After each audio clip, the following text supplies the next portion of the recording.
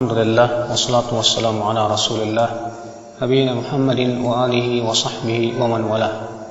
Asyhadu an la ilaha illallah wahdahu la syarikalah wa asyhadu anna Muhammadan abduhu wa rasuluh.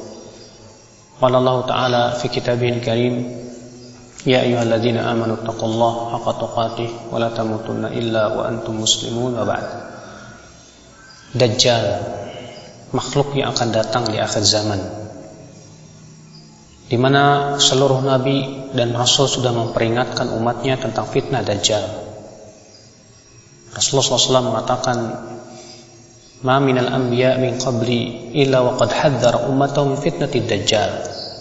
Tidak ada seorang nabi pun sebelumku kecuali sudah memperingatkan umatnya tentang fitnah Dajjal ini. Fitnahnya dahsyat sekali, berat, karena ia memiliki kehebatan-kehebatan yang membuat terfitnah banyak manusia. Bisa menyuruh hujan untuk turun, bisa menjadikan kering yang tadinya subur kering kerontang, subhanallah.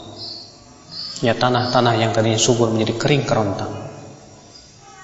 Akhal Islam, Dajjal telah ada di zaman Rasulullah.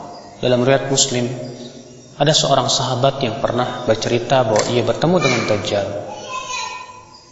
di mana Imam Muslim meriwayatkan dari hadis Abu Ruqayyah At-Tamimi, Tamim bin Aus, di mana Rasulullah SAW menceritakan dari hadis Abu Ruqayyah Tamim bin Aus Ad-Dari. Tamim bin Aus bercerita bahwa ia pernah berlayar di sebuah lautan, kemudian ia terombang-ambing dengan ombak yang besar, sampai akhirnya ia terdampar di sebuah pulau, dan ia bertemu dengan makhluk yang dipenuhi dengan bulu bernama Jassasah. Lalu ia diminta untuk pergi ke sebuah rumah, dan Tamim berkata, "Aku melihat," ia kata Tamim, "aku melihat makhluk yang sangat besar, manusia yang tak pernah aku melihat sebesar itu, dirantai tangan dan kakinya." Lalu kemudian Dajjal bertanya tentang 3 perkara. Ya, tentang pohon kurma yang ada di negeri Baisan, apakah masih berbuah? Dijawab oleh Tamim, masih. Tentang air mata Zughar, apakah masih ada airnya? Tamim berkata masih. Tentang danau Tabariyah, apakah masih ada airnya? Ya, Dajjal Tamim berkata masih. Kata Dajjal, kelak nanti pohon kurma itu tidak akan berbuah lagi, dan kemudian mata air Zughar tidak akan ada lagi airnya. Demikian pula ya danau Tabariyah. Maka di saat itu kata Dajjal, aku akan keluar. Dan Rasulullah SAW mengabarkan kepada kita tentang sifat fisik Dajjal. Dajjal itu a'war, kata Rasulullah. Ya, matanya melihat sebelah, di mana mata yang sebelah kanan itu menyembul kal'inabit tafiyah, seperti anggur yang muncul, subhanallah. Dan di jidatnya tertuliskan kafara, kafir, yang hanya bisa dibaca oleh orang-orang yang beriman kepada Allah saja. Oleh karena itu ya akhal Islam, ya, hanya orang-orang yang diberikan keimanan oleh Allah, walaupun iman itu kecil atau sebesar biji sawi di hatinya, ia akan bisa melihat bacaan tersebut. Dajjal disebutkan oleh Rasulullah mempunyai kekuatan yang luar biasa, di mana ia berjalan secepat angin. Fitnahnya sangat agung. Ia bisa menyuruh awan untuk menurunkan hujan. Demikian pula tanah yang subur menjadi kering kerontang.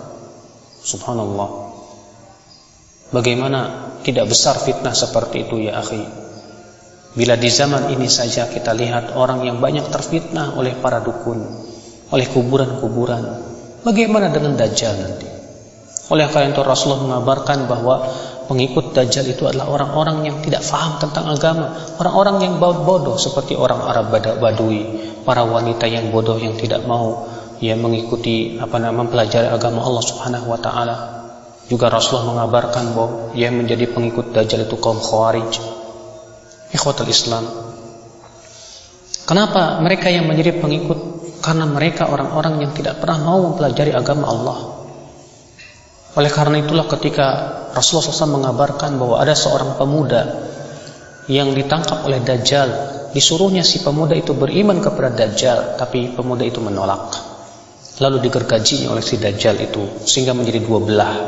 Lalu Dajjal pun berjalan di antara kedua belah tubuhnya. Hidup lagi pemuda itu. Lalu Dajjal berkata, apakah kamu beriman bahwa aku adalah Tuhan? Si pemuda berkata, justru aku semakin yakin bahwa kamu adalah Dajjal yang Rasulullah SAW telah kabarkan kepada kami. Rupanya si pemuda ini punya ilmu tentang din, tentang hadis Nabi SAW, tentang sunnah Rasulullah SAW. Akhirnya ia pun diselamatkan.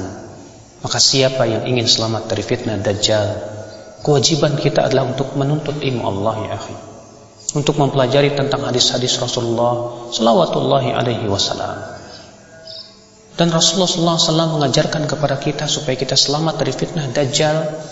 Di antaranya apa? Yang pertama itu menghafal 10 ayat pertama dari surat Al-Kahfi.